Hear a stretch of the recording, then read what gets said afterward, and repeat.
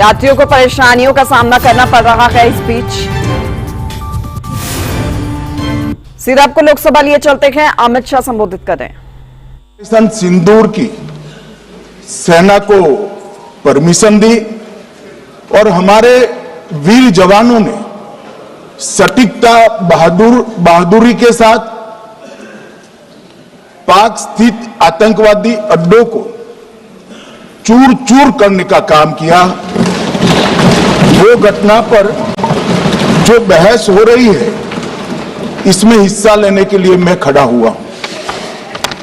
माननीय अध्यक्ष जी, सबसे पहले पहलगांव में जो नृशंस हत्या की गई निर्दोष नागरिकों की, धर्म पूछकर उनको मारा गया, इनके परिवार के सामने मारा गया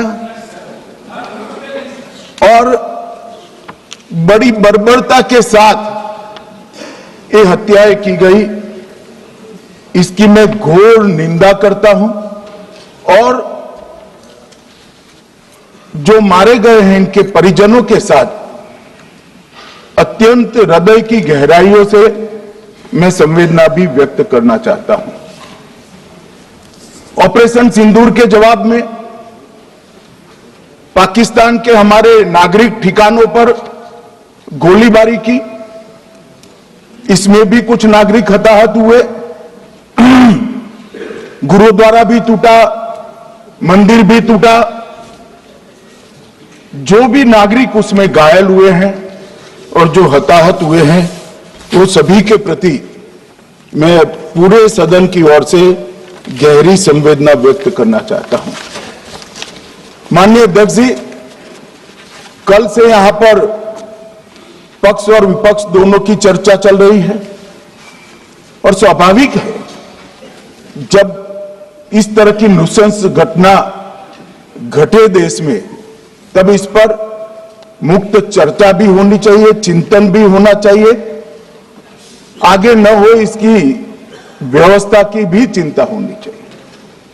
माननीय अध्यक्ष जी, मैं विषय पर आने से पहले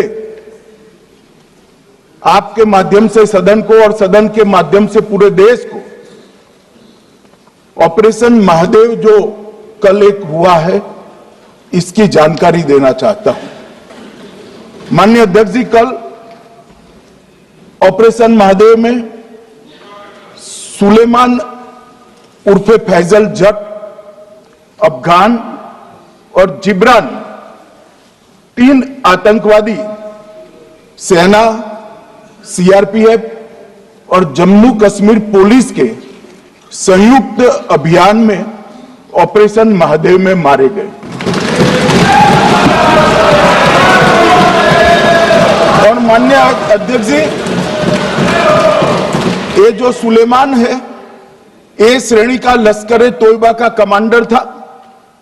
पहलगाम हमले में और गगनगिर आतंकी हमले में वो लिप्त था। इसके ढेर सारे सबूत हमारी एजेंसियों के पास है।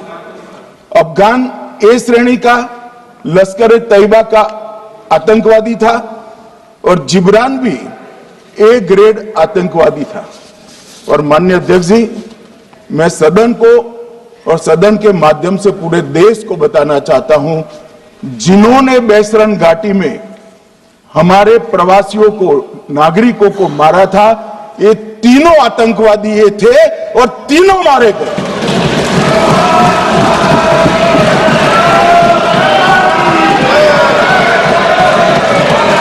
और मान्यवर, मैं आज इस सदन के माध्यम से सेना के पैरा 4, सीआरपीएफ के सारे जवान जो अभियान में शामिल थे और जम्मू कश्मीर पुलिस के जो जवान थे, वो सभी को सदन और पूरे देश की ओर से बहुत बहुत साधुवाद देना चाहता हूं। माननीय अध्यक्ष जी, मैं इस ऑपरेशन महादेव के बारे में थोड़ा डिटेल में बताना चाहूंगा। ऑपरेशन महादेव की शुरुआत 22 मई 2025 को एक प्रकार से तो जिस दिन हत्या हुई थी उसी दिन रात को 22 मई 2025 को हुई। जिस दिन हत्या हुई थी उसी दिन रात को एक सुरक्षा मीटिंग की गई थी जम्मू कश्मीर में। ये पूछ रहे थे, कोई गए नहीं, सिर्फ राहुल गांधी गए। अब आपकी आंख कौन से चश्मे से देख रही है मुझे मालूम नहीं माननीय अध्यक्ष जी। 1 बजे हमला हुआ, मैं 5:30 बजे श्रीनगर में उतर चुका था। माननीय अध्यक्ष जी, अरे सुनो सुनो, मैं बताता हूँ ना 22 में, सुनो ना प्लीज, धैर्य रखकर सुनो, हमने आपको नहीं टोका है, सुनना पड़ेगा भाई, ऐसे नहीं चलेगा। माननीय अध्यक्ष जी, नहीं, पर बैठे बैठे मत बोलिए आप भी। माननीय अध्यक्ष जी, माननीय अध्यक्ष जी, 23 अप्रैल को टिप्पणी मत करिए। एक सुरक्षा मीटिंग की गई। सभी सुरक्षा बल, सेना, CRPF, BSF, Jammu Kashmir police, और सबसे पहले उसमें निर्णय किया गया कि जो नृशंस हत्यारे हैं वो देश छोड़कर पाकिस्तान भाग न पाए, इसकी हमने पुख्ता व्यवस्था की और भागने नहीं दी। 22 मई को आईबी के पास एक ह्यूमन इंटेल आई और एक क्षेत्र के अंदर, दाची गांव क्षेत्र के अंदर आतंकवादियों की उपस्थिति की सूचना मिली। आईबी और सेना द्वारा दाचीकाम क्षेत्र में अल्ट्रा सिग्नल कैप्चर करने के लिए जो इंस्ट्रूमेंट हमारी एजेंसियों ने बनाए हैं, इसके द्वारा इस सूचना को पुख्ता करने के लिए मई से 22 जुलाई तक लगातार प्रयास किए गए। ठंड में ऊंचाइयों पर हमारे सेना के अधिकारी पैदल इनके सिग्नल प्राप्त करने के लिए घूमते रहे, आईबी के अफसर भी घूमते रहे, सीआरपीएफ भी घूमती रही, और मान्यवर 22 जुलाई को हमें सफलता मिली। सेंसर्स के माध्यम से आतंकवादी होने की पुष्टि मिल गई। तब 4 पैरा जो हमारी सेना का एक हिस्सा है, उसकी नेतृत्व में 4 पैरा के जवान, सीआरपीएफ के जवान और जम्मू कश्मीर पुलिस के जवान मान्यवर एक साथ ये आतंकवादियों को घेरने का काम किया। सेना, सीआरपीएफ, जम्मू कश्मीर पुलिस की मीटिंग भी की गई।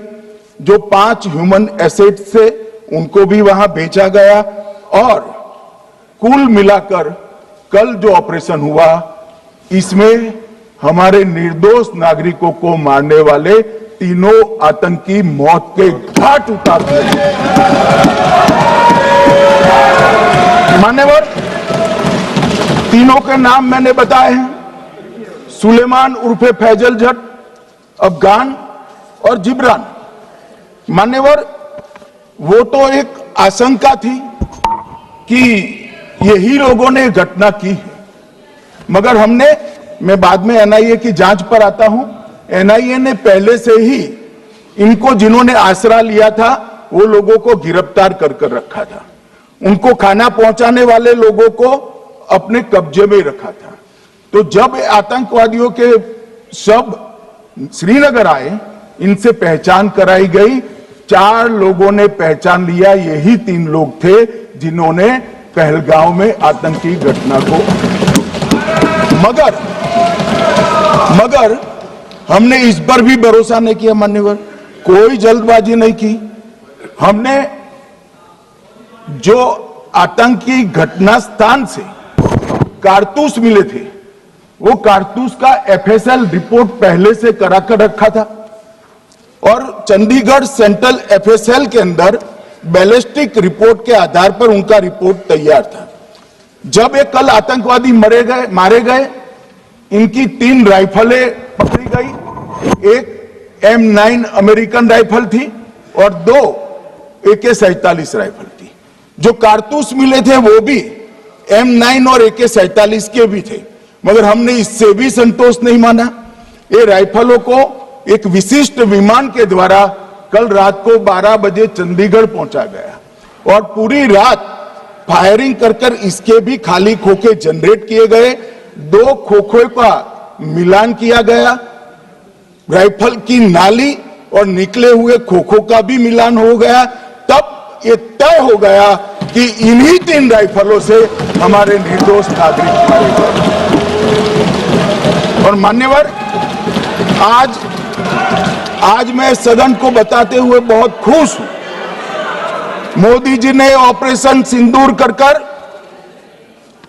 आतंकवादियों को जिन्होंने आतंकवादियों को भेजा था उनके आकाओं को जमीन में मिलाने का काम किया था। सेना और सीआरपीएफ ने वो आतंकवादियों को भी समाप्त कर दिया। और मान्यवर,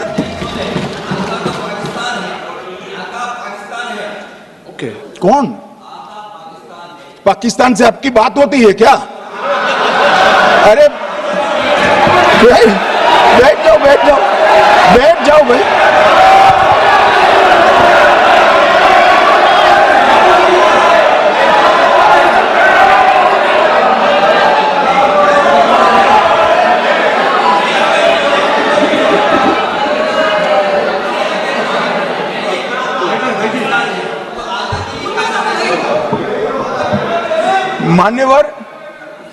मान्यवर, मैं बताता हूं कैसे इनके आका मारे गए, वो भी नाम के साथ बताता हूं, जगह के साथ बताता हूं, घंटे, मिनट और सेकंड के साथ बताता हूं।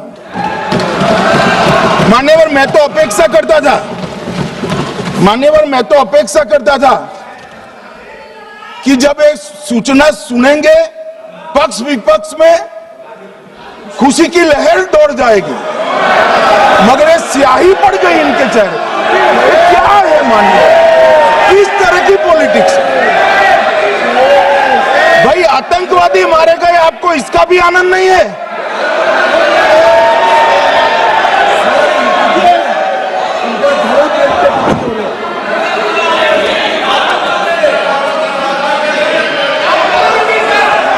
अखिलेश जी बैठ जाइए, मेरा पूरा जवाब सुनिए, आपका सब जवाब आ जाएगा। भाई आप आतंकवादियों का धर्म देखकर दुखी मत होइए।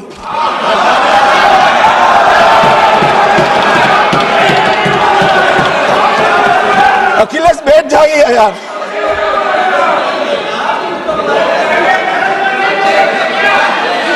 अखिलेश जी बैठ जाइए।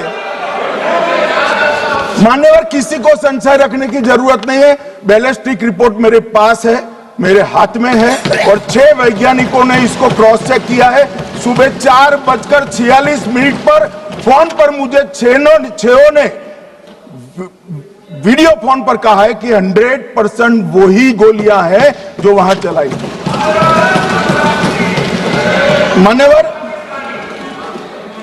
ये हमारे देश की सेना, सीआरपीएफ और जम्मू कश्मीर पुलिस, ये तीनों का एक साझा बहुत बड़ा कामयाबी है, जिस पर 140 करोड़ को नाज होना चाहिए, देश की जनता को नाज। मान्यवर, मैं तो गया था वहां पर जब ये घटना हुई। दूसरे दिन इनके परिजनों को मिला था। 6 दिन की शादी वाली बच्ची विधवा होकर मेरे सामने खड़ी थी। आज तक मैं वो दृश्य नहीं भूल सकता। मगर आज सारे परिजनों को मैं कहना चाहता हूं कि मोदी जी ने ऑपरेशन सिंदूर से भेजने वालों को भी मारा और हमारे सुरक्षा बलों ने जिनको भेजा था उनको भी मारा और एक ऐसा सबक सिखाया है कि आने वाले कई दिनों तक कोई ऐसी हिम्मत नहीं कर पाएगा। मान्यवर, मैं थोड़ा एनआईए की जांच के बारे में भी बताना चाहूंगा। मान्यवर, जिस दिन लश्कर-ए-तोयबा ने और इसके आउटफिट टीआरएफ ने इसकी जिम्मेदारी ली, उसी दिन हमने तय कर लिया था कि ये जांच एनआईए को सौंप दी जाएगी, क्योंकि एनआईए आतंकवाद के केसों की जांच के लिए, वैज्ञानिक तरीके से जांच करने के लिए और सजा कराने के लिए महारत हासिल की हुई विश्व मान्य एजेंसी है, जिसका सजा कराने का दर 96% से ज्यादा है। मान्यवर, हमने तुरंत ही इसकी जांच एनआईए को दे दी। हमने पूरी व्यवस्था की, सेना, बीएसएफ, सीआरपीएफ और जम्मू कश्मीर पुलिस ने कि ये लोग देश छोड़कर भाग न जाए। और मान्यवर, इसकी जांच की शुरुआत हुई। एक थकाने वाली बहुत लंबी जांच हुई है। जांच के दौरान मृतक के परिजन जो साथ में थे, उनको सभी को चर्चा किए गया। पर्यटकों, खच्चर वालों, पोनी वालों, फोटोग्राफर, कर्मचारियों, विभिन्न दुकान में काम करने वाले लोगों, कुल मिलाकर 1055 लोगों की लंबी 3000 घंटे से ज्यादा पूछताछ इंफॉर्मेशन के लिए की गई और इस सबको वीडियो पर रिकॉर्ड कर दिया गया। और बाद में इसके आधार पर स्केच बनाया गया और ढूंढते 22/6/25 को एक बशीर की पहचान की गई और परवेज की पहचान की गई, जिन्होंने आतंकवादी घटना के अगले दिन आतंकवादियों को शरण दी थी। उनको अपने ढोक में रखा था। वो दोनों को गिरफ्तार कर लिया गया। अब वो हमारी कस्टडी में है। दोनों गिरफ्तार अपराधियों ने खुलासा किया कि 21/4/25 की रात को 8 बजे 3 आतंकवादी बेसरन से लगभग 2 किलोमीटर दूर स्थित परवेज ढोक में आए थे। आतंकवादियों के पास AK-47 और M9 कार्बाइन थी। जो 2 आतंकवादियों ने काली पोशाक पहनी थी और एक ने छद्म वेश किया था। खाना खाया, चाय पी और ढोक से निकलते वक्त कुछ खाना, नमक, मिर्च और मसाले लेकर वो चले गए। मान्यवर, उस वक्त हमने जिन खोखो को रिकवर किया था, इसको हमने चंडीगढ़ FSL में टेस्टिंग के लिए भेज दिया। और जब चंडीगढ़ FSL में टेस्टिंग के लिए भेजा गया तो वही राइफल से एप्को आतंकी हमला हुआ था, वो भी निश्चित हुआ। तो आज इसके साथ साथ दूसरे एप्को आतंकी हत्या को अंजाम देने वाले आतंकियों का भी इसके साथ ही समाप्ति हुई है, उनको मार दिया गया है। मान्यवर, और इसके बाद में स्केच बनाया गया। गिरफ्तार किए गए दोनों आरोपियों की माता जो थी, उन्होंने ये तीनों आतंकियों के मृतदेहों को पहचान लिया है। दोनों आतंकवादी घटना में साथ लेने वाले उनके साथियों ने भी पहचान लिया है और अब उसकी FSL की पुष्टि भी आज सुबह 4 बजे हो गई थी। अब मैं जांच का पूरा ब्यौरा बताना चाहता हूं। मान्यवर, ये हमले में 3 पाकिस्तानी आतंकवादी थे। हमले में 2 AK-47 और 1 M9 कार्बाइन का प्रयोग किया गया था और अब जो पकड़े गए हैं, इसके सुलेमान के कारण एप्को का मामला भी आज रिजॉल्व हो रहा है और आतंकवादियों को पनाह देने वाले 2 स्थानीय लोगों को भी इस केस में पकड़ लिया गया है। अब मान्यवर, कल पूछते थे कहां से आए, कहां गए, किसकी जिम्मेदारी है। भाई, जिम्मेदारी हमारी ही है। हम सरकार में हैं, हमारी ही जिम्मेदारी। मगर मैं पूछता हूं, जब आप सरकार में थे तब क्या क्या हुआ था, इसकी जिम्मेदारी किसकी थी और क्यों निर्वहन नहीं किया, वो भी बाद में पूछूंगा। जरा धीरज से सुनना। मगर मान्यवर, मुझे एक बड़ा दुख हुआ। कल इस देश के पूर्व गृह मंत्री चिदंबरम जी ने सवाल उठाया कि क्या प्रूफ है कि ये आतंकवादी पाकिस्तान से आए। और मान्यवर, कब उठाया? जब संसद में चर्चा होने वाली थी। क्या कहना चाहते हैं चिदंबरम साहब? किसको बचाना चाहते हैं?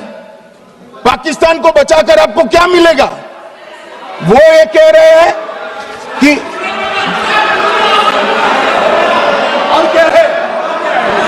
मत जवाब दो ना तुम।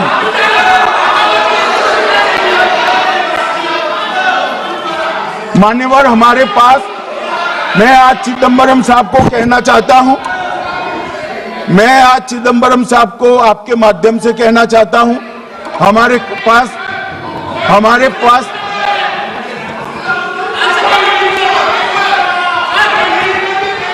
मान्यवर, हमारे पास प्रूफ है, वो भी मैं सदन के सामने रखना चाहता हूं कि तीनों पाकिस्तानी थे। 3 में से 2 के पाकिस्तान के वोटर नंबर भी आज हमारे पास उपलब्ध है। मान्यवर, ये राइफलें हैं, ये राइफलें भी हमारे पास उपलब्ध है। इनके पास से जो चॉकलेटें मिली हैं, वो चॉकलेटें ढोक में से मिली, वो भी पाकिस्तान की बनाई हुई चॉकलेट है। मान्यवर, ये कहते हैं कि पाकिस्तानी नहीं थे, इसका मतलब पूरी दुनिया के सामने इस देश का एक पूर्व गृह मंत्री पाकिस्तान को क्लीन चिट दे रहा है।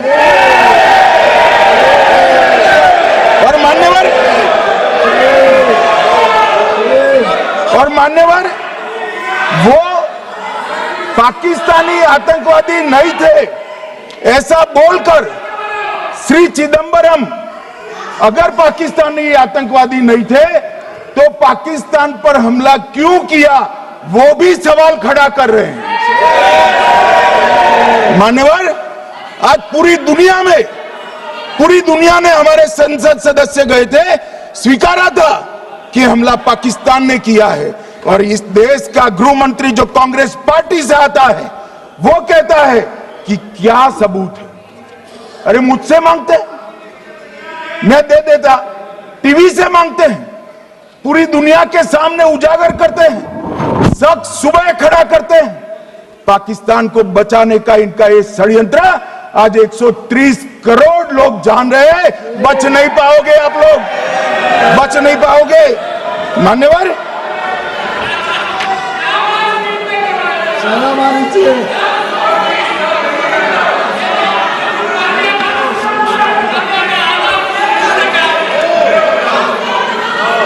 मान्यवर,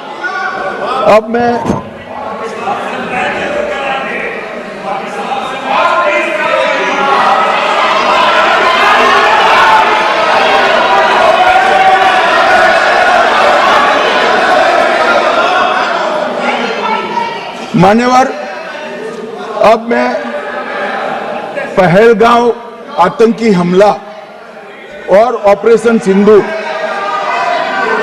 ये दोनों घटनाक्रम के लिए मान्यवर ये अभी से थक जाते हैं।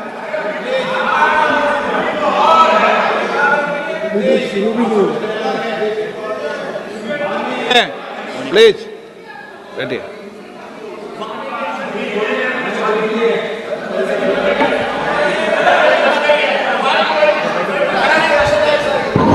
मान्यवर, मैं आपके माध्यम से कहना चाहता हूं, थोड़ा धैर्य रखे भैया, अभी तो शुरू हुआ है, अभी तो शुरू हुआ है। मान्यवर,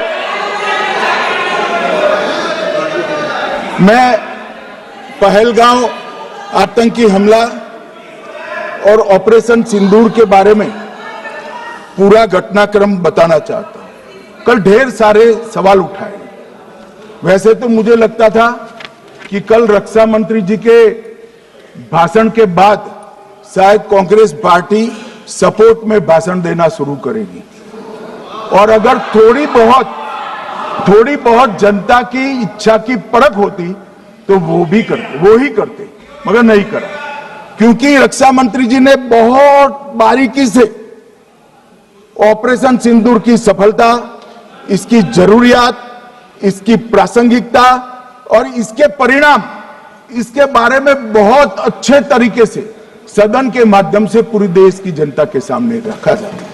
मगर फिर भी उन्होंने बहुत सारे सवाल किए।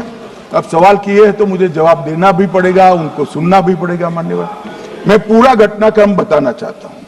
मान्यवर, 22 अप्रैल को पहलगांव में आतंकवादी हमला हुआ, इसमें 26 लोग मारे गए, 25 भारतीय और 1 नेपाली नागरिक।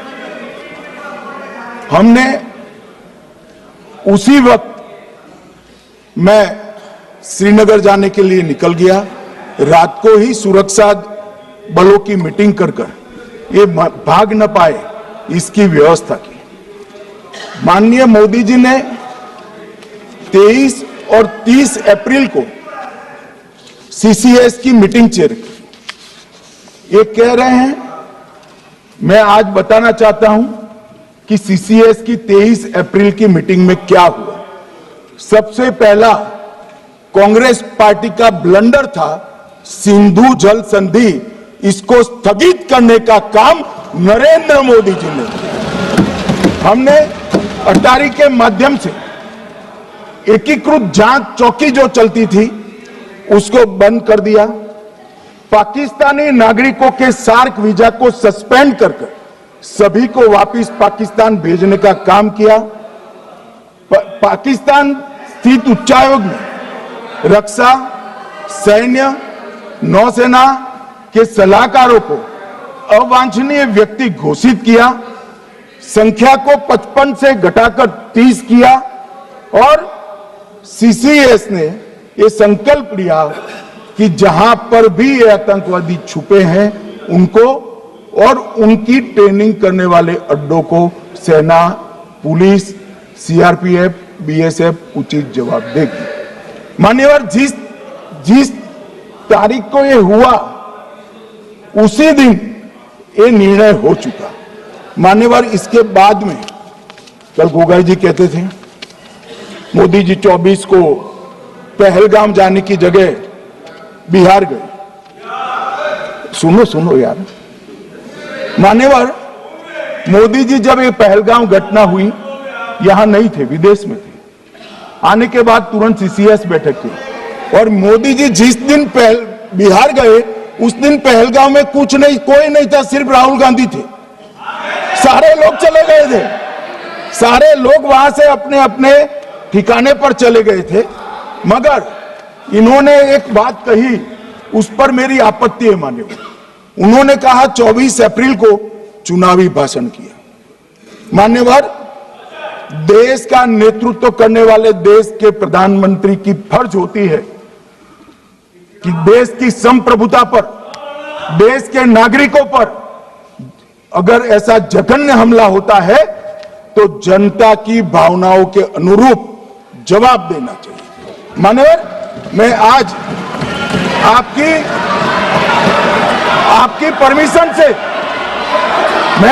परमिशन से मोदी जी के बिहार भाषण के कुछ अंश पढ़ना चाहता हूं। कोट अनकोट है। 22 अप्रैल को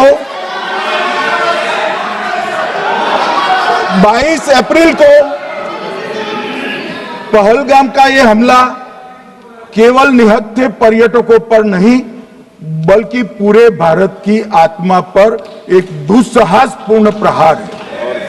आतंकवाद के प्रति दृढ़ और कड़ा रुख, आतंकियों और इसके हमले की साजिश रखने वालों की कल्पना से भी बढ़कर उनको सजा दी जाए। मान्यवर, महत्वपूर्ण है आतंकियों और इसकी साजिश रचने वाले दोनों को। आतंकियों की बची खुची जमीन भी मिट्टी में मिलाने का समय आ गया है। 140 करोड़ भारतीय इस बात के लिए एकजुट है कि आतंकी आकाओं की कमर तोड़ दी जाएगी। भारत हरेक आतंकवादी और उनके समर्थकों की पहचान करेगा, उनका पता लगाएगा और उन्हें दंडित करेगा। आतंकवाद कभी भी भारत की आत्मा नहीं तोड़ पाएगा। न्याय सुनिश्चित करने का मैं हर संभव प्रयास करूंगा। अनकोट।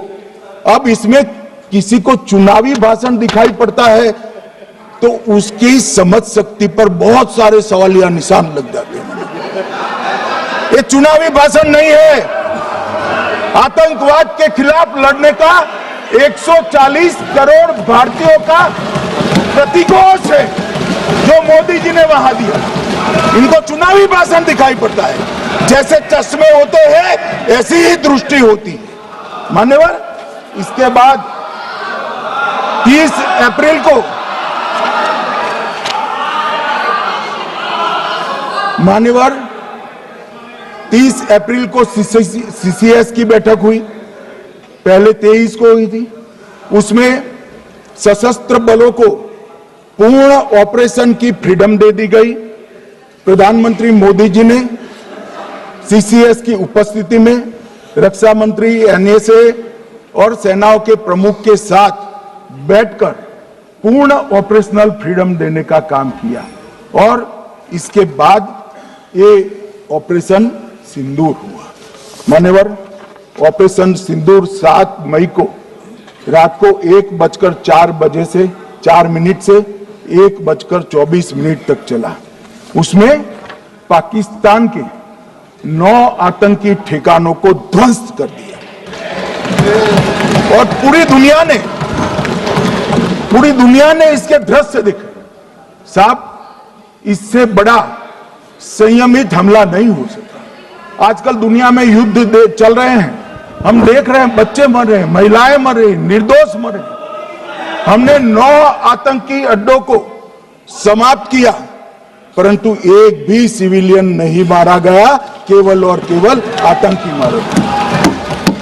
स्थान थे मरकज सुभान अल्लाह बहावलपुर, मरकज तैयबा मुरीद के, महमूना जाया कैंप सियालकोट, अरे नाम सुनो काम में आएंगे, सरजाल camp Sialkot, Sawai Nala camp Muzaffarabad, Syedna Bilal camp Muzaffarabad, Gulpur camp Kotli, Barnala camp Bhimber और अब्बास कैंप कोटली।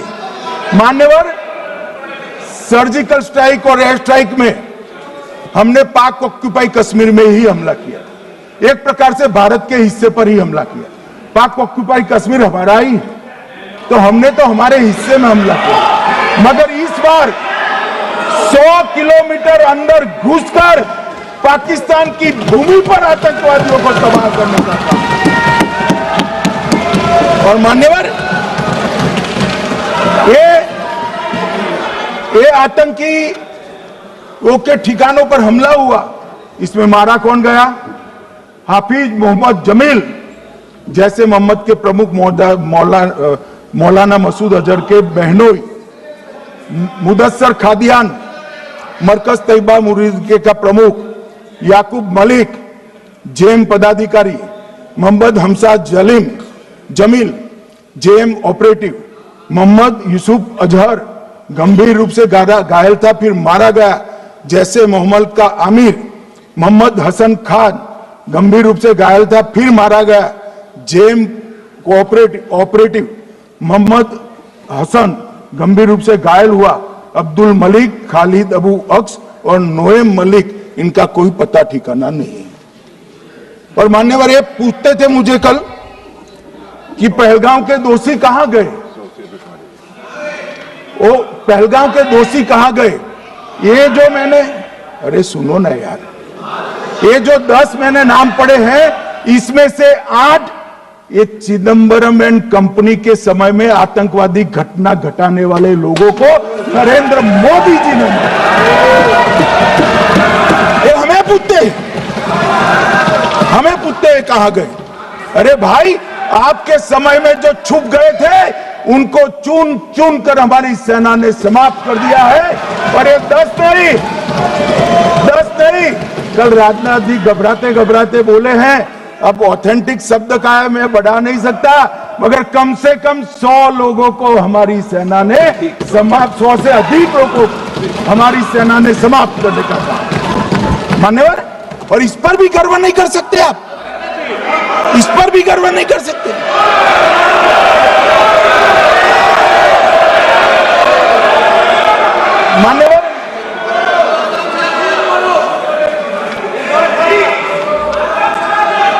मान्यवर, 7 मई को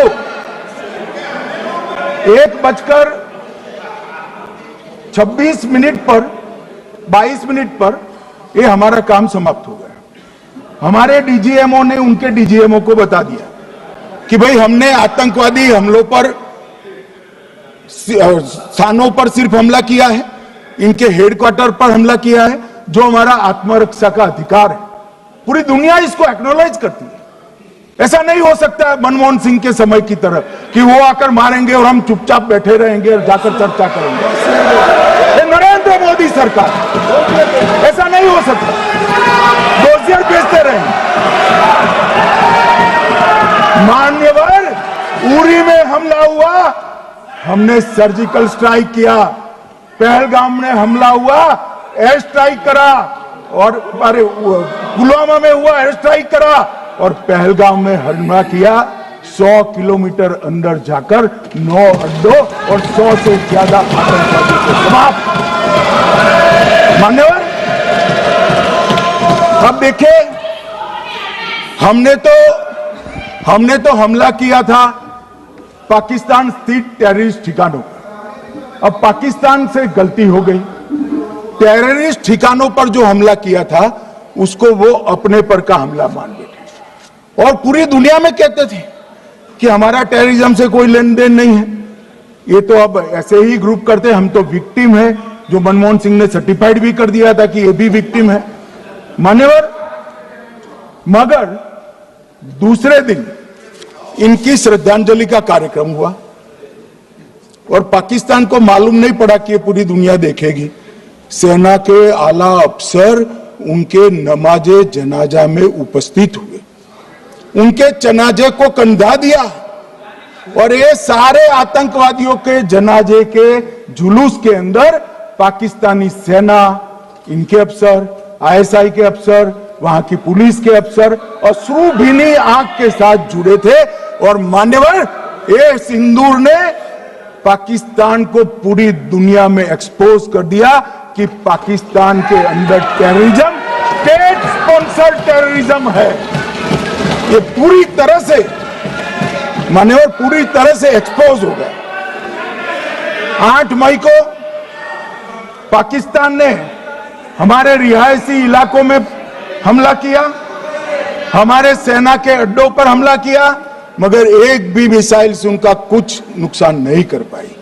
बहुत नजदीक से की हुई गोलाबारी के कारण हमारे एक गुरुद्वारा टूटा, एक मंदिर टूटा, कुछ हमारे नागरिक हताहत हुए।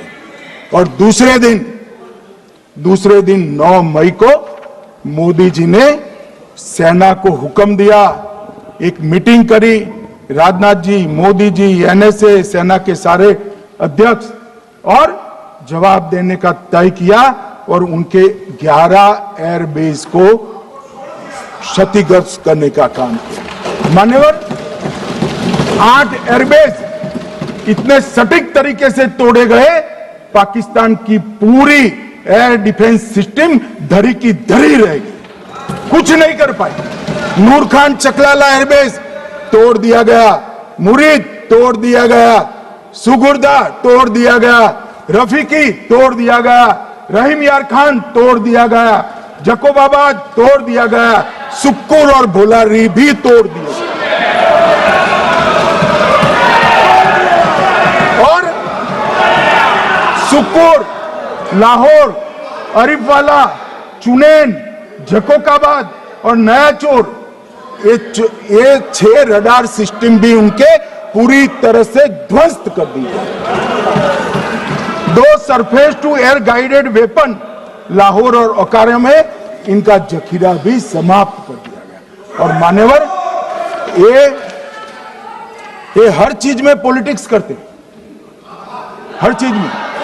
जब उन्होंने हमारे रिहायशी इलाकों पर हमला किया, फिर भी हमने इनके रिहायशी इलाकों पर हमला नहीं किया, सिर्फ इनके एयरबेस और एयर डिफेंस सिस्टम को निशाना बनाया और उनकी आक्रमण करने की क्षमता को पंगु कर रख दिया। हमारी पूरी सेना, पूरी वायुसेना, पूरी नौसेना अक्षुण्ण थी और उनकी हमला करने की क्षमता को हमने छिन्न विछिन्न कर दिया। पाकिस्तान के पास शरण में आने के अलावा और कोई चारा ही नहीं था। इसलिए मान्यवर, इसलिए 10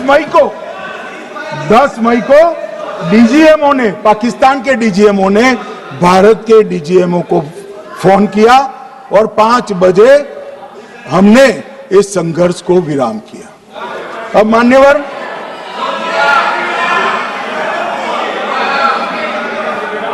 मान्यवर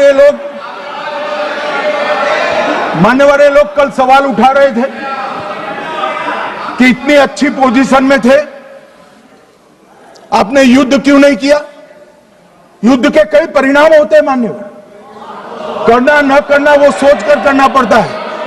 मगर मैं इसी देश के इतिहास से कुछ घटनाएं बताना चाहता हूं। 1948 में मान्यवर कश्मीर में हमारी सेनाएं निर्णायक बढ़त पर थी। सरदार पटेल ना बोलते रहे, जवाहरलाल नेहरू जी ने एक तरफा युद्ध विराम कर दिया।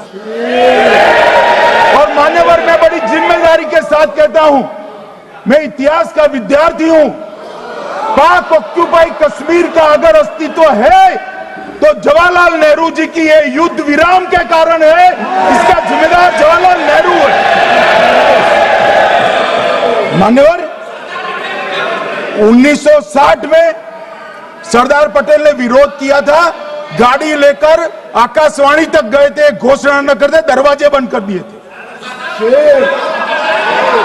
मान्यवर 1960 में सिंधु जल पर भौगोलिक व रणनीतिक रूप से हम बड़े मजबूत थे और उन्होंने सिंधु समझौता क्या किया? 80% भारत का पानी पाकिस्तान को दे दिया। मान्यवर 62 के लड़ाई की बात मैं बाद में करता हूं। 65 की लड़ाई में हाजीपीर जैसे स्ट्रेटेजिक जगह पर हमने कब्जा किया था, 66 में उसको लौटा दिया गया। मैं 71 के युद्ध की भी बात करना चाहता हूं। मान्यवर 71 में कल राजनाथ जी ने भी बताया, पूरे देश ने इंदिरा जी का समर्थन किया। उन्होंने पाकिस्तान के 2 टुकड़े कर दिए। बहुत बड़ी विजय थी भारत की और सदियों तक भारत इस विजय पर गर्व करेगा। हम सब भी करते हैं, हमें कोई आपत्ति नहीं। मगर हुआ क्या मान्यवर? युद्ध की विजय की चकाचौंध में क्या हुआ? 93 हजार युद्धबंदी हमारे पास थे, 93,000 और 15,000 वर्ग किलोमीटर क्षेत्र पाकिस्तान का हमारे पास था। 93,000 युद्धबंदी, उस वक्त की पाकिस्तान की सेना का 42% और 15,000 वर्ग किलोमीटर क्षेत्र। मगर शिमला में समझौता हुआ, पाक ऑक्यूपाई कश्मीर मांगना ही भूल गए। अगर उस वक्त पाक ऑक्यूपाई कश्मीर मांग लेते, न रहेगा बांस न बजती बांसुरी। ये कैंप तोड़ने की जरूरत न पड़ती साहब आपको, हमको। मान्यवर इतना ही नहीं, पाक ऑक्यूपाई कश्मीर तो नहीं लिया, मांगना ही भूल गए। 15,000 वर्ग किलोमीटर की जीती हुई भूमि भी वापस दे दी। तय हुआ था पाकिस्तानी नरसंहार के लिए युद्ध अपराध न्यायाधिकरण बनेगा, नहीं बना। सेना ने पूर्वी पाकिस्तान में नरसंहार किया था। 195 पाकिस्तानी अधिकारियों पर मुकदमा चढ़ना था। भुट्टो अपने साथ इंदिरा जी के सामने से छुड़ा कर ले गए। जनरल मानेकशॉ का एक कोट अनकोट कहता हूं, जनरल मानेकशॉ का, जो एक प्रकार से आर्किटेक्ट माने जाते हैं बांग्लादेश विजय के, इन्होंने कहा कि भुट्टो ने भारत के नेतृत्व को मूर्ख बनाया। अब जो शब्द है, मैं आप कोट अनकोट है, इसमें मेरा कुछ नहीं है, ये लोग गुस्सा न हो सकते। I told her into bracket Indira Gandhi, Indira ji को कहा that he into bracket Bhutto के लिए, he has made monkey out of you. समझ में आता है? ये फील्ड मार्शल साहब ने कहा है मान्यवर, और ये हमें सिखा रहे हैं, ये नहीं किया, वो नहीं किया, फलाना नहीं किया, ठिकाना नहीं किया। अरे भाई, आप तो पाकिस्तान को क्लीन चिट दे रहे हो कि पाकिस्तान ने हमला ही नहीं किया है। क्या अधिकार है आपको पूछने का? कोई अधिकार नहीं है साहब। देखिए क्या होता है, मैंने कहा मैंने कहा पाकिस्तान को क्लीन चिट दे रहे हो, तो कनी मोदी जी कह रही है कि नहीं, हम नहीं दे रहे। कनी मोदी जी, माननीय अध्यक्ष जी, आपके माध्यम से मैं कनी मोदी को बताना चाहता हूं, माननीय सदस्य जी को, कि वो कह रही है हमने नहीं दिया, मगर जिसके साथ बैठते हो उसका दोस्त तो आपके सर पर आएगा ना। चिदंबरम जी कर रहे हैं, आपके राज्य से है, कांग्रेस के प्रमुख नेता है, देश के पूर्व गृह मंत्री कह रहे हैं कि पाकिस्तान ने आतंकवादी नहीं भेजे थे। क्या क्लीन चिट देना चाहते हो? किसी को अधिकार नहीं है साहब यहां आतंकवाद पर बोलने का, किसी को अधिकार नहीं। मान्यवर, मैं अब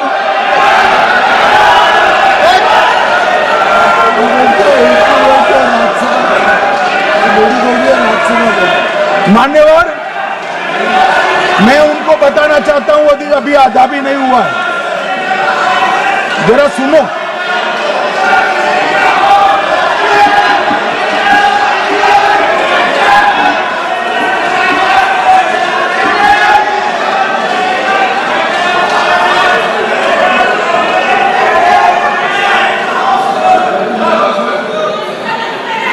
मान्यवर, 62 के चिन्ह में क्या हुआ, 62 के युद्ध में क्या हुआ? मन ये अभी कल कुछ कांग्रेस के सदस्य चीन का सवाल पूछ रहे थे, मैं आज पूछना चाहता हूं 62 के युद्ध में क्या हुआ? 38,000 वर्ग मीटर, पूरा सदन ध्यान से सुने, 38,000 वर्ग मीटर अक्साई चीन का हिस्सा चीन को दे दिया गया। और वर्ग किलोमीटर ही बोला, वर्ग किलोमीटर। और मान्यवर, ऐसी ही चर्चा उस वक्त सदन में हुई। मैं तो बड़ी गंभीरता से जवाब दे रहा हूं, मुझे बोलने नहीं देते। जवाहरलाल नेहरू जी ने क्या कहा? वहां घास का एक तिनका भी नहीं उगता है, वो जगह को क्या करो। तो एक संसद सदस्य ने, नेहरू जी का सर मेरे जैसा था, महावीर प्रसाद त्यागी जी ने कहा कि आपके सर पर भी एक बाल नहीं, वो चीन बेच दे क्या? मान्यवर इस तरह से जवाब देते थे, नॉन सीरियस टाइप के जवाब। और कल गोगोई जी बड़ा बड़ा उछल उछल कर बोल रहे थे। अरे गोगोई जी, आपको मालूम है उन्होंने चीन के बारे में, आसाम के बारे में क्या कहा था? आसाम को आकाशवाणी पर बाय बाय कह दिया था। रिकॉर्डिंग है, रिकॉर्डिंग है।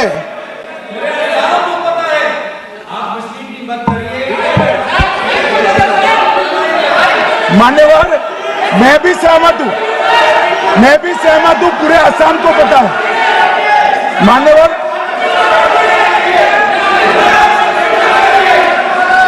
मान्यवर,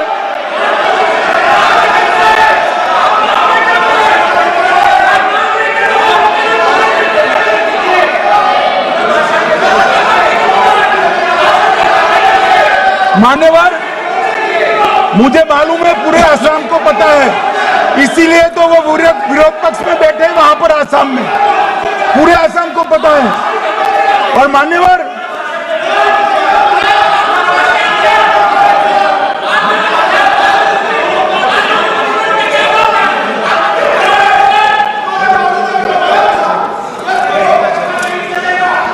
मान्यवर, मान्यवर, जोर से बोलने से सत्य को छिपाया नहीं जा सकता।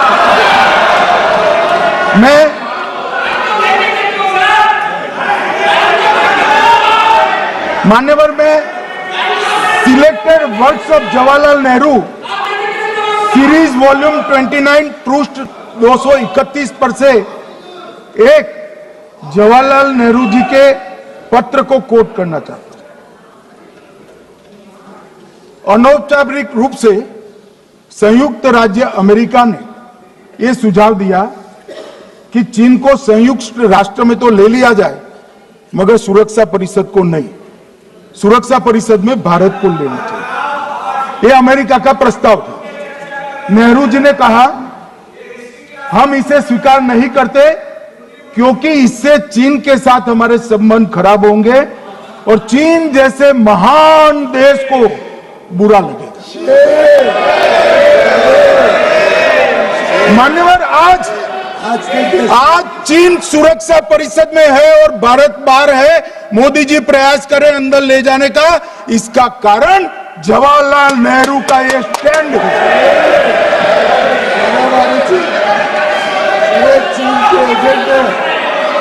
और मान्यवर, ये तो पीढ़ी दर पीढ़ी चलता आ रहा है। राजीव गांधी फाउंडेशन ने चीन के साथ एमओयू कर दिया। अब कहते नहीं है कि एमओयू में क्या था, ये तो बताओ भाई, क्या एमओयू किया था राजीव गांधी फाउंडेशन ने? और जब डोकलाम में हमारे सेना के जवान चीन की सेना के सामने आंख में आंख डालकर बैठे थे, वो चीन के राजदूत के साथ राहुल गांधी मीटिंग कर। ये मान्यवर, ऐसा नहीं है। जवाहरलाल नेहरू, सोनिया गांधी, राहुल गांधी, तीन पीढ़ी तक के चीन का प्रेम उतरता जा रहा है। मान्यवर,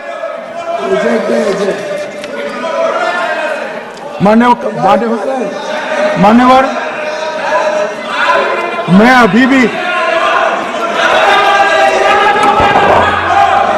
अभी भी एक बात इस महान सदन के माध्यम से देश की जनता को कहना चाहता हूं, जो मेरी मान्यता है।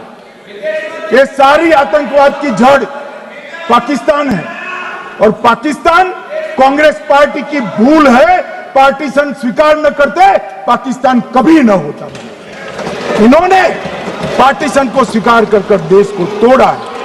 मान्यवर, कल विदेश मंत्री जी बता रहे थे शर्म अल शेख सम्मेलन का बलूचिस्तान ब्लंडर, जिसने पाकिस्तान को हमारे साथ चर्चा करने के लिए इक्वल फुटिंग पर ला दिया। मान्यवर, अब ये टेररिज्म की बात करते हैं। मैं इसमें भी पूरे देश की जनता को टेररिज्म की विगत 20 साल की स्थिति से अवगत कराना चाहता हूं। मान्यवर, अटल जी की सरकार थी। 2002 में टेररिज्म को समाप्त करने के लिए अटल जी की सरकार, एनडीए की सरकार, भाजपा सरकार पोटा का कानून लेकर आई। मान्यवर, मैं सदन को याद कराना चाहता हूं, पोटा कानून का विरोध किसने किया था? किसने किया? कांग्रेस पार्टी ने किया। हमारे पास बहुमत नहीं था राज्यसभा में, मजबूरन हमने कानून को घिर गया, मजबूरन संयुक्त सत्र बुलाना पड़ा और पोटा कानून संयुक्त सत्र में पारित हुआ। देश नहीं भूल सकता मान्यवर। और पोटा कानून को रोककर आज भी कांग्रेस पार्टी के नेता जब बोले तब कहे, पोटा कानून को रोककर किसको बताना चाहते थे आप? किसको बचाना चाहते थे? पोटा तो आतंकवादियों के खिलाफ था। पोटा को रोककर अपनी वोट बैंक का उल्लू सीधा करने के लिए आप आतंकवादियों को बचाना। और मान्यवर, 2004 में अटल जी की सरकार गई, मनमोहन सिंह, सोनिया गांधी की सरकार आई।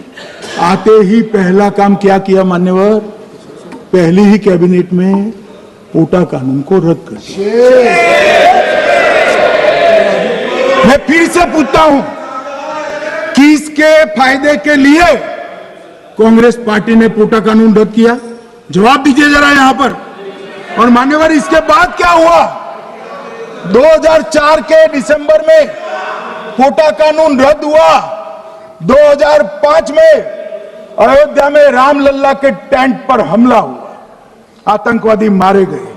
मुंबई लोकल ट्रेन 2006-5 में रामलल्ला पर हमला, 6 में मुंबई ट्रेन में बम धमाके 187 लोग मारे गए। 2006 डोडा उधमपुर में हिंदुओं पर हमला, 34 लोग मारे गए। 2007 हैदराबाद 44 लोग मारे गए। 2007 यूपी लखनऊ वाराणसी 13 लोग मारे गए। रामपुर सीआरपीएफ कैंप, वहां पर हमला हुआ 2008 में, 2008 में श्रीनगर के आर्मी के काफिले पर हमला हुआ, 10 सुरक्षा बल मारे गए। मुंबई आतंकी हमला 2008 में हुआ, 246 लोग मारे गए। जयपुर में 8 बम धमाके हुए, 64 लोग मारे गए। 2008 में अहमदाबाद में 21 बम धमाके हुए, 57 लोग मारे गए।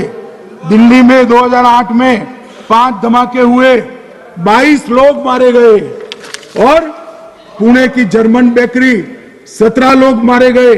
वाराणसी में 10 में धमाका हुआ, 11 में मुंबई में 3 धमाके हुए, 27 लोग मारे गए। अब मैं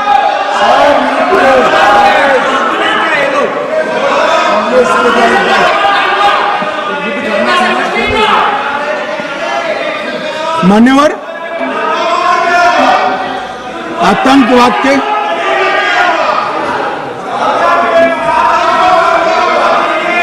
मान्यवर आतंकवाद के खिलाफ लड़ाई होती, कभी वो हमला करते हैं, मगर सवाल ये है कि इन्होंने 5 से 11 के बीच में 27 जघन्य हमले किए, 1000 के करीब करीब लोग मारे गए।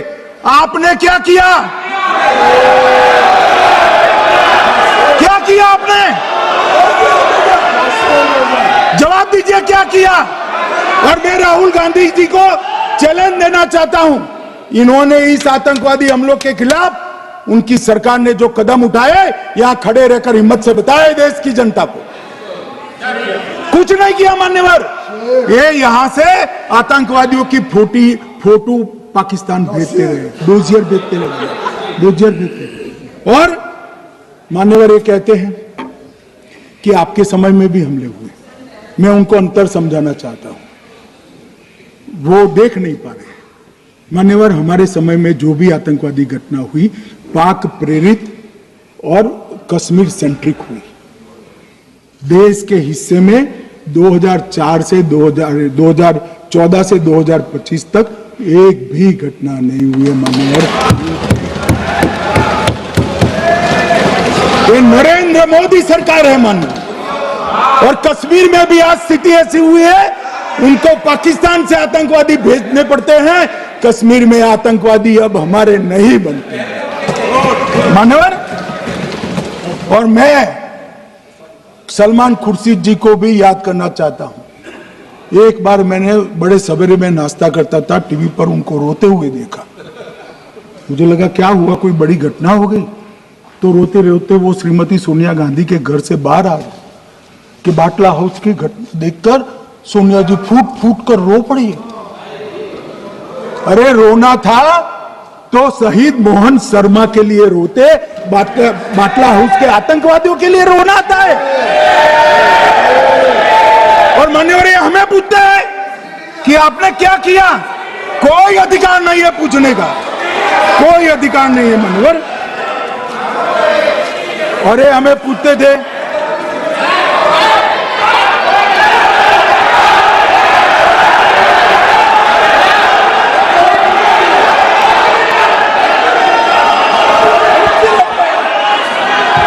मान्यवर, अभी 25% बाकी।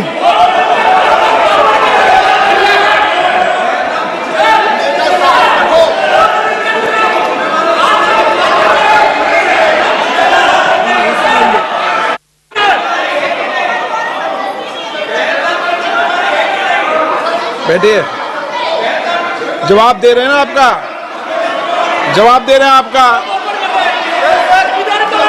पहलगांव के बाद जो घटनाक्रम घटित उसका जवाब दे दिया ना माननीय गृह मंत्री जी ने। आपने पूछा आतंकवादियों क्या हुआ, आतंकवादियों का जवाब दे दिया। क्या पूछना चाहते हैं आप? आपने हर सवाल पूछा, हर सवाल जवाब सुनिए माननीय गृह मंत्री जी।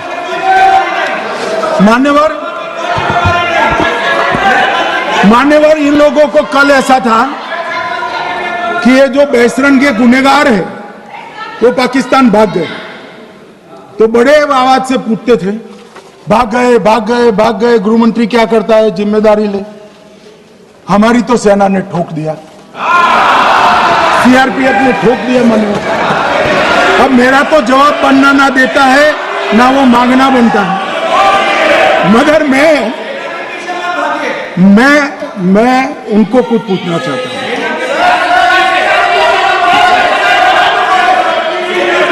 मान्यवर,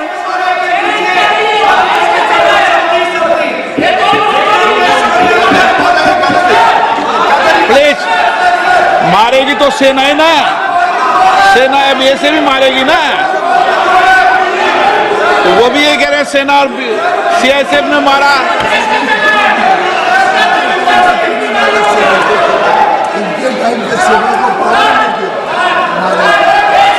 मान्यवर ये कहते हैं, साहब इसको बिठाओ जरा।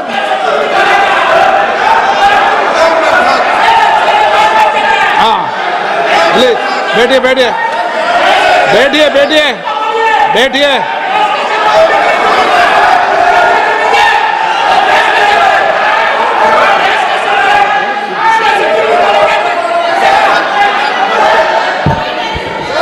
सबको मान्यवर, ये लोग मुद्दा उठाना चाहते हैं तो जरूर उठाए।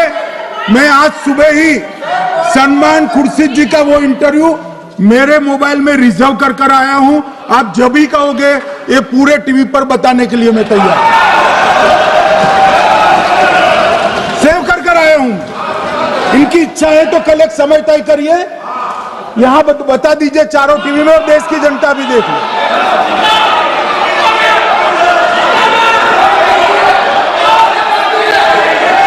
मान्यवर कह रहे हैं बताओ, आप बताओ, बताना है या नहीं बताना? ये पूछो ना उनको। Please please.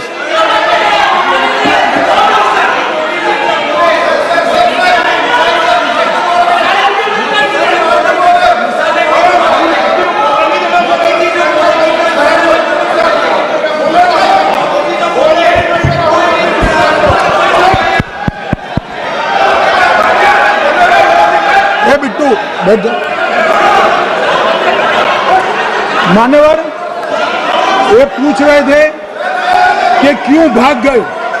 अब मेरा समय काफी जाया गया, मैं जरा संक्षिप्त में कहता हूं, घटनाओं पर नहीं जाऊं। दाऊद इब्राहिम कासकर 1986 में भागा, श्री राजीव गांधी की सरकार। सैयद सलाउद्दीन 93 में भागा, कांग्रेस की सरकार। टाइगर मेमन 93 में भागा, कांग्रेस की सरकार। अनीस इब्राहिम कासकर 93 में भागा, इनकी सरकार। रियाज भटकल 2007 में भागा, इनकी सरकार।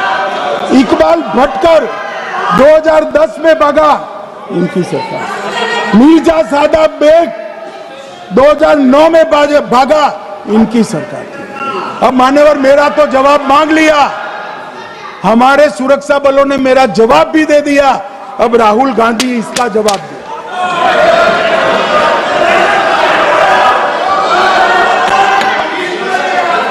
मान्यवर, अब मैं कश्मीर के विषय में मैं बात करना चाहता हूं। कल कहते थे कि गृह मंत्री ने भाषण किया था कि 370 की कलम जाएगी तो आतंकवाद कम हो जाएगा। क्या हुआ? मानव, मेरा हिसाब देना बनता है। हम भारतीय जनता पार्टी के कार्यकर्ता हैं, ये नरेंद्र मोदी जी की सरकार है, हम जवाबदेह होते हैं जनता के प्रति, संसद के प्रति और देश के हितों के प्रति। मैं आज देश की जनता के सामने 2004 से 14 और 2015 से 25 10-10 साल का लेखा जोखा रखना चाहता हूं। 2004 से 14 में अखंड सोनिया मनमोहन की सरकार थी 10 साल की,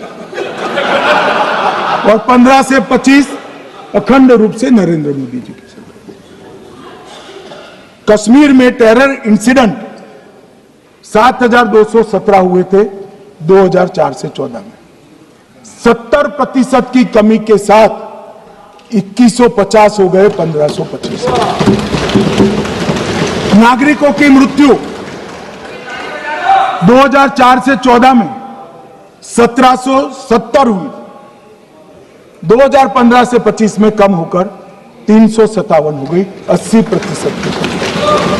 सिक्योरिटी फोर्सेस की मृत्यु 1060 हो गई उस वक्त, और हमारे समय में 542 हुई, और टेररिस्टों की मृत्यु में 123% की वृद्धि हुई।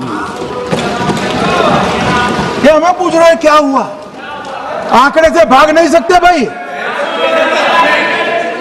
आंकड़े से भाग नहीं सकते।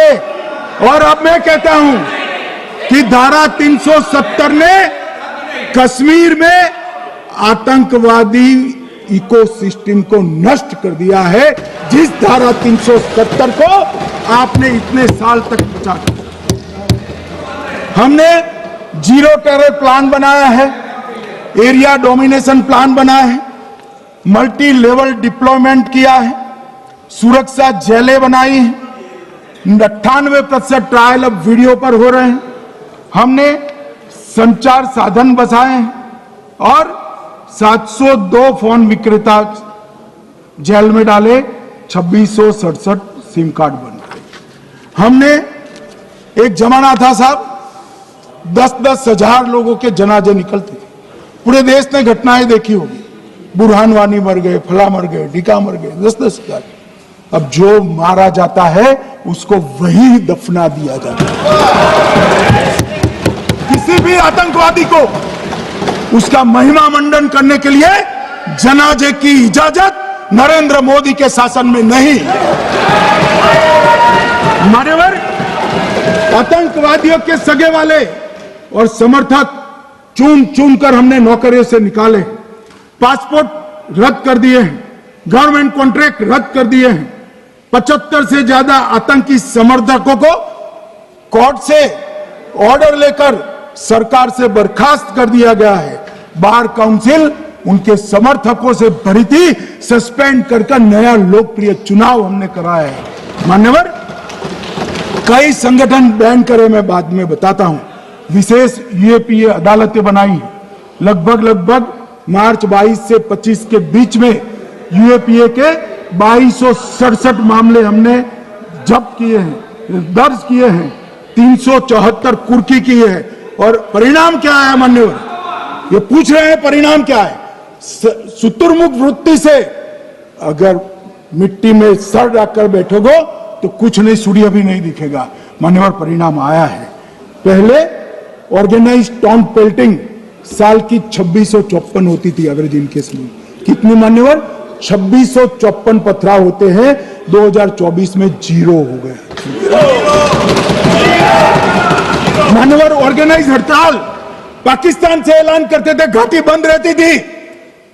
पाकिस्तान की भी हिम्मत नहीं है, घाटी में भी हिम्मत नहीं है। इनके समय में साल में 132 दिन घाटी बंद रहती थी, अब ऑर्गेनाइज हड़ताल 3 साल से 0 है। मान्यवर, टाउन पेल्टिंग में नागरिकों की मृत्यु हर साल 112 होती थी, 3 साल से नागरिकों की मृत्यु 0 है। मान्यवर, जख्मी होते थे 6235 लोग टाउन पेल्टिंग में, आज 0। मान्यवर, आज मैं बताता हूं, एक समय में हुर्रियत के नेताओं को यहां वीआईपी ट्रीटमेंट मिलता था, हुर्रियत के साथ चर्चा करते थे, और ये हुर्रियत वाले आते थे, रेड कारपेट पूरा रोड खाली कर सीधा आता था, और मनमोहन सरकार के दूत इनके साथ चर्चा करते थे। सारे हुर्रियत के कंपोनेंट हमने बैन कर दिए हैं, सारे जेल की सलाखों के पीछे। हम कोई हुर्रियत से बात करना नहीं चाहते। मैं सदन में नरेंद्र मोदी जी की नीति दोहराना चाहता हूं। हुर्रियत टेररिस्ट संगठनों के आउटफिट है, हम इनसे बात नहीं करेंगे। हम अगर किसी से बात करेंगे तो घाटी के युवाओं के साथ बात करेंगे, हुर्रियत के साथ। मान्यवर, चुनावों के दौरान डर का माहौल होता था, अब 98.3% मतदान हुआ पंचायत चुनाव। कांग्रेस की बंद बहिष्कार का समय बंद हो गया। सेपरेटिस्ट बात करना चाहते थे, अब वो नहीं कर सकते। और मान्यवर 2019 के बाद हमने कितने संगठन बैन करे, मैं बोलना चाहता हूं, थोड़ा समय चाहिएगा मान्यवर। The TRF, people's anti fascist front, Tehreek ul Mujahideen, Jamaat ul Mujahideen Bangladesh Hindustan, Jammu Kashmir Ghaznavi force, Khalistan tiger force, Hizb ut Tahrir, Jamaat Islami, जो जमात इस्लामी ने पूरे पाकिस्तान के अंदर एक प्रकार से अलगाववाद का जहर घोला, वो जमात इस्लामी आज बंद कर दिया गया। Jammu Kashmir liberation front, Jammu Kashmir democratic freedom party, Muslim league Jammu Kashmir, Tehreek Hurriyat, Muslim conference Sumji गुट, Jammu Kashmir national front, Jammu Kashmir people's freedom league, Jammu Kashmir people's league, Jammu Kashmir Ittehadul Musalman Awami action committee, Sikh for justice और पॉपुलर फ्रंट ऑफ इंडिया को भी हमने बैन किया। और ये शांति ऐसे नहीं हुई है। और ये कहते हैं कि एक भी घुसपैठ नहीं होती है। कभी गए हो आप पाकिस्तान? तो कई बार गए हो गए, सीमा पर गए हो? पाकिस्तान तो कई बार गए हो, फिर से बोलता हूं, सीमा पर गए हो, सीमा के माध्यम से पाकिस्तान गए हो? हमारे जवानों की कठिनाई देखो साहब, -43 डिग्री में पहाड़ पर रहकर नदी नालों के बीच में चौकी करते हैं। कोई घुस गए तो क्या हुआ? कोई घुस गया वो बचेगा नहीं।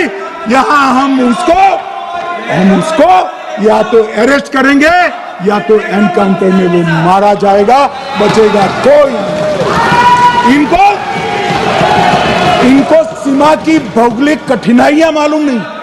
वहां मान्यवर कई नदी नाले हैं, वेग से पानी आता है, -46 डिग्री टेम्परेचर है, नीचे सुरंगें बनाते हैं। और ये तो ऐसे कह रहे हैं घुस गए। अरे भाई, आपके मन में तो, आपके समय में तो घुसने की जरूरत ही नहीं थी। आप बुलाते थे वीजा देकर, क्यों घुसेंगे? घुसने की जरूरत ही नहीं। जैसे आप पाकिस्तान जाते हो वैसे वो यहां आते। मनोहर, अब ये कैसे हमें पूछ सकते हैं? मान्यवर,